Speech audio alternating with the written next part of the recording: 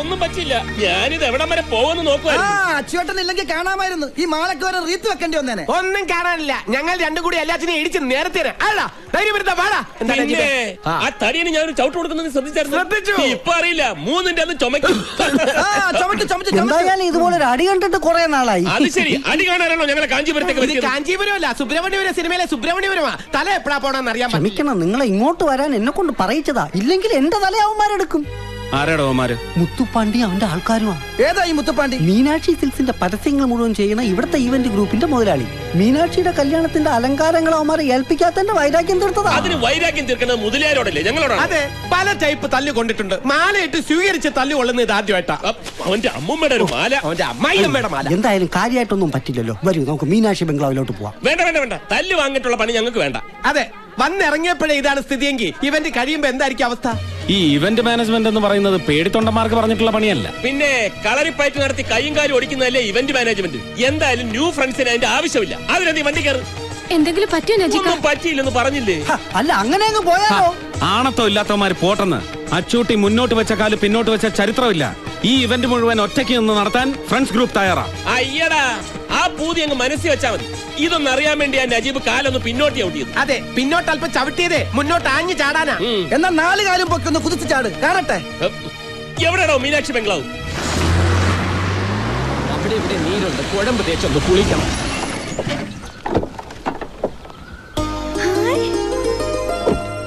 ശരത് കുമാർ அக்கா வந்து பாரு யாரு வந்திருக்காங்கன்னு. யாரு?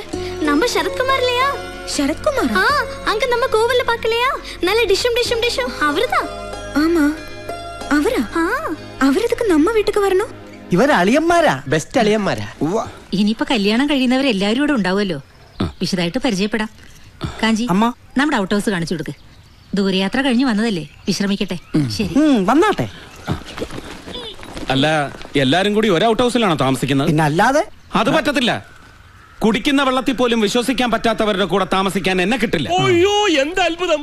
ഞാൻ അങ്ങോട്ട് പറയാൻ ഉദ്ദേശിച്ചത് അളിയൻ ഇങ്ങോട്ട് ഇതുകൊണ്ട് തന്നെയാ പറ്റില്ല എന്ന് പറഞ്ഞത്. ഇവിടെ അടുത്ത് ലോഡ്ജ് വല്ലതും ഉണ്ടോ? അയ്യോ, അതങ്ങ് ദൂരെ സിറ്റി പോണം. സിറ്റിയിലേക്ക് എന്ത് ദൂരമുണ്ട്? 10-35 കിലോമീറ്റർ ഉണ്ട്. അയ്യോ, അത്ര ഉള്ള. എന്താ ഇവിടെ? ആരാ ഇവരൊക്കെ? ഇവര് കല്യാണ ഡെക്കറേഷൻ കേരളത്തിൽ നിന്ന് വന്നവരാ. ഓ, അപ്പടിയാ? കേരളാവിൽ എപ്പടി മഴ ഇരിക്ക? മഴയേ ഉള്ളു, നല്ല ചൂടാ. ഇത് മുതലിയാരയ്യ കാലത്തൊട്ട് അനുഗ്രഹമാണ്. കഴിഞ്ഞ പുലികളെ കൊണ്ടുവന്നിരിക്ക. പുലിക്കളിയാണ് ഉദ്ദേശിച്ചത്. അയ്യാവൊക്കെ പുലിക്കളി എന്ന് വെച്ചാൽ ജീവനാ. അതിനുവേണ്ടി ലക്ഷങ്ങൾ കളിക്കും. പുലികളൊക്കെ പുറകെ വരും. ഇപ്പൊ ഒരു ആനയുണ്ട്. ആനയാ? എവിടെ? ആന ഇടഞ്ഞു നിക്ക. ഏത് നിമിഷവും ചിഹ്നം വിളിച്ചിങ്ങി വരാം. ഞാൻ എപ്പോ വന്നാലും എപ്പടി വന്നാലും എന്റെ ബംഗ്ലാവിന്റെ മുറ്റത്ത് തന്നെ തളയ്ക്കണം. അത് ഇവരെ രണ്ടാളെയും തളയ്ക്കാൻ ഒരു സ്ഥലം വേണം. തളയ്ക്കാനോ? അല്ല, താമസിപ്പിക്കാൻ.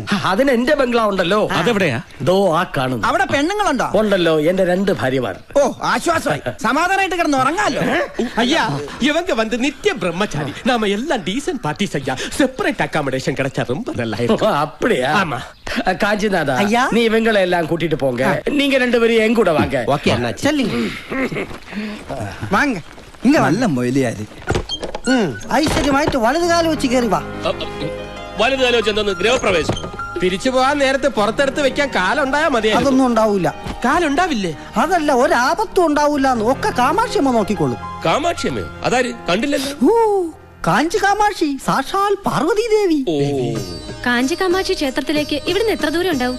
ഇവിടുന്ന് 10-35 കിലോമീറ്ററോളം വരും. അതിനടുത്ത് തന്നെയാണ് ഏകാംബരനാഥ ക്ഷേത്രം. ഇതാണ് ബെഡ്റൂം. എന്നാ ക്ഷേത്രത്തിലെ ഉത്സവം? പങ്കുനി ഉത്തര ഉത്സവത്തിന് കൊടിയേറാൻ ഇനി 2-3 ദിവസമേ ഉള്ളൂ.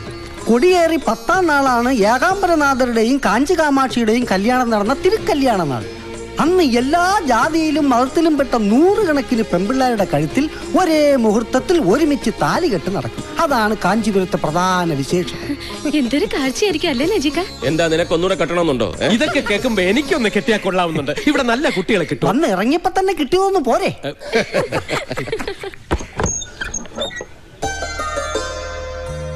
അയ്യോ, ഈ കുട്ടിയെ ക്ഷേത്രത്തിൽ വെച്ച് കണ്ടതാണല്ലോ. അതല്ലേ കല്യാണ പെണ്ണ് മീനാക്ഷി. അതെയോ? ഇതാണ് എന്റെ അച്ഛൻ ശങ്കർലിംഗം മുതലിയാർ. അപ്പാ വണക്കം. ഇതാണ് എന്റെ അമ്മ ഭാഗീരഥി ഭായി തമ്പുരാട്ടി. അമ്മ തമ്പുരാട്ടിയായിരുന്നു. രാജരക്തമായിരുന്നു. പൊക്കി പറയുന്നു വിചാരിക്കരുത്. ഈ തള്ളേടം തന്തേടം തറവാടിത്തം കണ്ടു കഴിഞ്ഞാല് മുതലയാർ ഇവരുടെ മകനാന്ന് ആരും പറയേ ഇല്ല. വാങ്ങോ. അടുത്ത ലിംഗത്തെ കാണാം. ഇതാണ് ഞങ്ങളുടെ വല്യമ്മാവൻ രാമചന്ദ്രലിംഗം മുതലിയാർ. അയ്യോ, ഇത് MGR അല്ലേ? നല്ല സാമ്യമുണ്ടല്ലേ. MGRും ഞങ്ങളുടെ ഒരു ലിംഗത്തിൽപ്പെടും. ഇതേത് ലിംഗത്തിൽപ്പെടും? ഇതെന്നോട് മകൻ ശരവണലിംഗം, മീനാക്ഷിയെ കെട്ടാൻ പോകുന്ന മാപ്പിളെ. എന്ത് ചെയ്യുന്നു? എന്തും ചെയ്യും. അവൻ അങ്ങനൊന്നുമില്ല, എന്ത് ചെയ്യാനും തയ്യാറാണ്. എന്ന് വെച്ചാ പണിയൊന്നുമില്ല. നമുക്ക് പണിയാവോ? ഇതെന്നോട് പെരിയ വീട് വിശാലാക്ഷി. വിശാലായിട്ട് വരുന്നത് കണ്ടപ്പോഴേ തോന്നി. ഓഹോ. அப்பா அவுட் ஆஃப் நான் கட்டி கொடுக்கறேன் அப்பா. ഇത് എന്നോട് ചെല്ലക്കിളി മകൾ മരതകം. ചെല്ല வாங்க. വാങ്ങ്. என்ன பாடி ராஜ நட ஆம்பளை இப்படி இருக்கணும். നീ എങ്ങനെ അധികം ഇറുക്കണ്ട. ഉള്ള പൊടി ഔട്ട് ഹൗസ് പക്കം എത്തി പാത്രയും തെരഞ്ഞ തൊലച്ചിടവൻ ജാഗ്രത. പൊടി കാഞ്ചി കാമാക്ഷി വെളുക്കാൻ തേച്ചത് പാണ്ടാകക്കൂടാത്. ഇവിടെ രാത്രിയിലെ ഭക്ഷണം എങ്ങനെയാണ്? ഇവിടുന്ന് തരോ അതോ പുറത്തു പോയി அது കഴിക്കണം? പാപ്പാത്തി തരും. അയ്യോ, ചപ്പാത്തി ഒന്നും വേണ്ട. ഞങ്ങൾക്ക് വല്ല ഫ്രൈഡ് റൈസോ നൂഡിൽസോ എന്തെങ്കിലും മതി. പാപ്പാത്തി എന്ന് പറഞ്ഞത് ഇവിടത്തെ വേലക്കാരുടെ പേരാ. അപ്പൊ അവളുടെ അമ്മയുടെ പേര് പൊറോട്ട എന്നായിരിക്കുമല്ലോ. ഒന്നും മിണ്ടാതിരിക്കും. ഇത് വല്ല സീരിയലിലെ യക്ഷികൾക്ക് വാടക കൊടുക്കാൻ പറ്റും. ഉള്ള വന്ന് പാരുங்க. വാതില് ചെറുതാ. நீங்க கல்யாண மண்டபம் കാണാൻ പോണെന്ന് പറഞ്ഞില്ലേ? തിരിച്ചു വരുമ്പോഴേക്കും ശുദ്ധം ചെയ്തു തരാം. കൂപ്പിയമ്മ. ഇതാ പാപ്പാത്തി.